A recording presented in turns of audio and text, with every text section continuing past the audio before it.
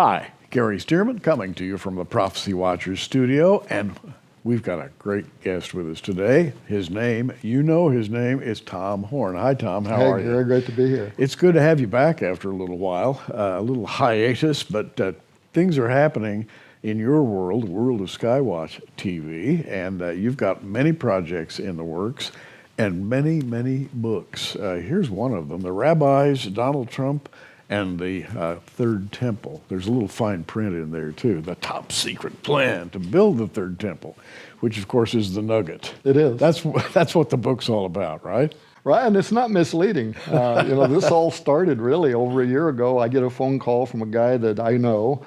He's a member of the President's Faith Council, one of the guys at the inauguration, right? And he wants me to know that if I can keep his name out of it, he's got a bombshell. So we get on the phone. Turns out that he was part of a meeting in which there were two rabbis from Israel and Donald Trump, Jared Kushner, and a couple of other Christian members of the Faith Committee, or whatever, the Faith Council. And bottom line was, he wanted me to know that these rabbis were in the president's ear, that they were comparing him to the ancient Persian king Cyrus that helped Israel rebuild their temple after the Babylonian exile. Of course, since then, this has been in the news a lot, and they've minted these different coins that I brought with us. We'll be talking about them on the television programs. Yeah. But they also wanted him to know that his presidency in the first place was only secured because of the power of the Spirit of Messiah, which they connect him to. And secondly, that when the time is right, he has to speak in favor of the building of the Third Temple, or his presidency will not succeed. So with that bombshell, I started an investigation. Of course, over time, because he told me other things. He told me that Jared was meeting with the Crown Prince Salman from Saudi Arabia. Yeah. That was going to play a role in Trump's Middle East peace plan, connected to the idea that they were going to give them some jurisdiction over the Temple Mount, which would then ease the opportunity over a series of steps for building a third temple. Told me a bunch of stuff that only later on turned out to be true. And the Crown Prince was out there speaking in favor of Israel, talking to Christians. All of what he told me actually started unfolding. You know, Tom, people who don't study Bible prophecy miss the temple treasure, the temple location, the current work that's going on to build a temple, the idea of the Ark of the Covenant actually existing and being in a place where they know it can be found today. And of course, the Sanhedrin, the Temple Institute actually are saying, hey, yeah, we have these things. And the time has to be right before all of this is revealed. Right, and by the way, it's been my opinion for a while, and I explain this in the book, that if they were to present the Ark of the Covenant, or discover the Ark of the Covenant, open up that cave face up above Qumran that Jim Barfield of the Copper Scroll Project talks about, and it's there, right?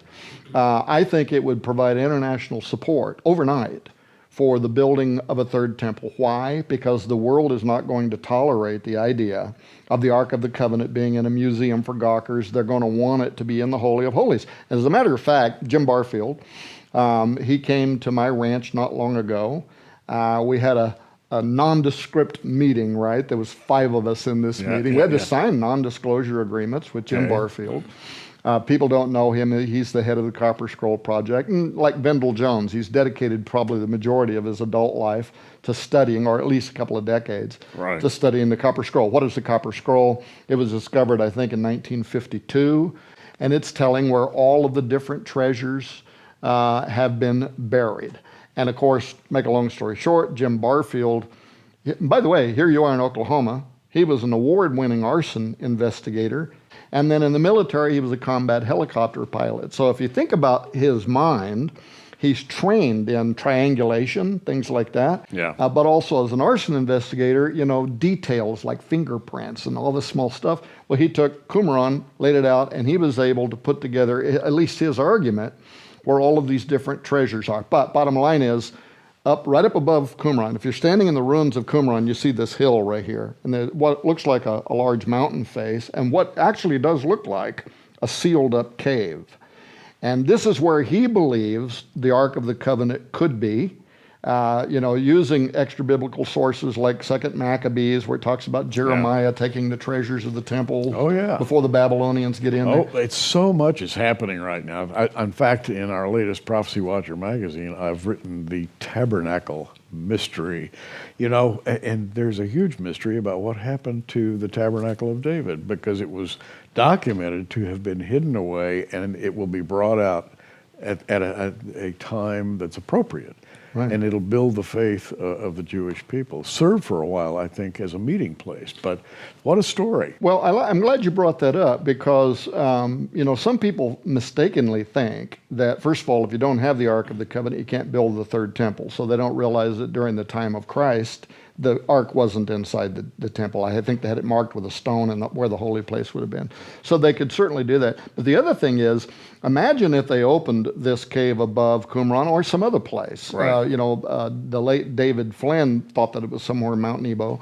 But imagine they open it up, and inside they find the tabernacle of Moses, because that's what Second Maccabees actually says, is that he hid some of the stuff there, including the tent of Moses, as it says in Second Maccabees.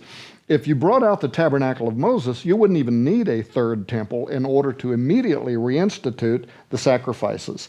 And many of the Orthodox community are moving in that way. And the recent election, the re-election of Netanyahu, right?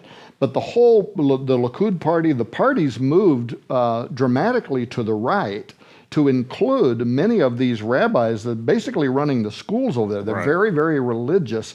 So I would expect that the government there is going to become even friendlier to some of these ideas. But in the programs, Gary, I promise you, we will get down into the details on exactly what's happening. Yeah, and we do. The point here is, in our short conversation, that there's a lot happening that doesn't make the front pages. It's back on page 34, and or maybe in some hidden corner of the internet. But Tom digs in and he pulls these things out and puts them together in a book like this one, The Rabbis, Donald Trump, and the Third Temple. And when we talk to Tom on our interview program with him, you're going to learn some amazing things, by the way.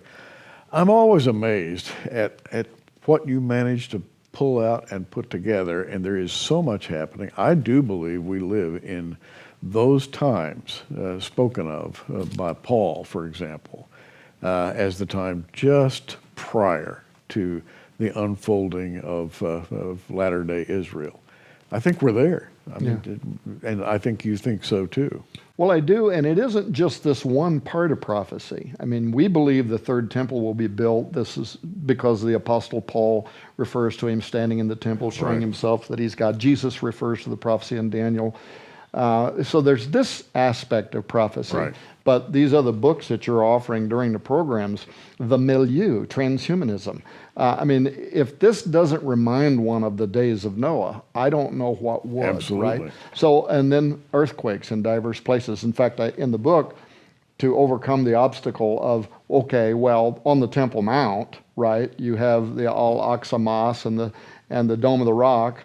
How are you going to build a third temple? Well, let's just say that God has ways of resolving that question right away. It sits right on an earthquake fault. The Bible talks about mighty earthquakes, such as the world's never seen before in the end of times. Literally in a day, you could decimate the Temple Mount, and then an international outcry, both to rebuild the Muslim compound, but also the third Jewish temple. A miraculous new footing for the temple. Right. But the largest fault line on planet Earth runs from right through the Sea of Galilee and down the Jordan River all the way to Africa, the east coast of Africa. Right. And this fault has remained very silent over the last 2,000 years. Except in the last few years now, we've had dozens and dozens of small earthquake activity over there, which tell us these tectonic plates are doing something. And of course, also the prophecy that the day is coming when the Lord's feet is going to touch down the Mount of Olives, and it is literally going to divide the mountain beneath his feet. So we know that this kind of activity is coming. But Gary, it's science. It's technology. Soon our brains are going to be connected to the cloud in what sounds like the ultimate antichrist, both slavery and systems for buying and selling. It's every part of biblical prophecy right now is alive and very quickly. And is it a coincidence then that it's also the 70th anniversary of reborn Israel. Is that, I'm not a scholar. Is that the budding of the fig tree? Hey, I mean, there are no coincidences. We all say that, and it's true. Sometimes there are things we don't know, but there are things we suspect. And now you know why I like to talk with Tom Horn. well, we don't predict dates, but then the Bible does say you can discern the seasons, right? Sure. And so you'll know when that time is drawing near. And we do. Tom, thanks for doing what you do, for your books, your videos, and Tom Horn. What can I say? Skywatch TV. We're going to do some amazing programming with him. And wish we had longer to talk, but may God bless you and yours. You too, Gary. Thank you. Hey, I'm Gary Stearman. You keep watching. We are. Thanks for joining us on Prophecy Watchers. You can find us on the web at prophecywatchers.com, where you can sign up for our free email newsletter. In the meantime, keep watching, everybody, and we'll see you soon.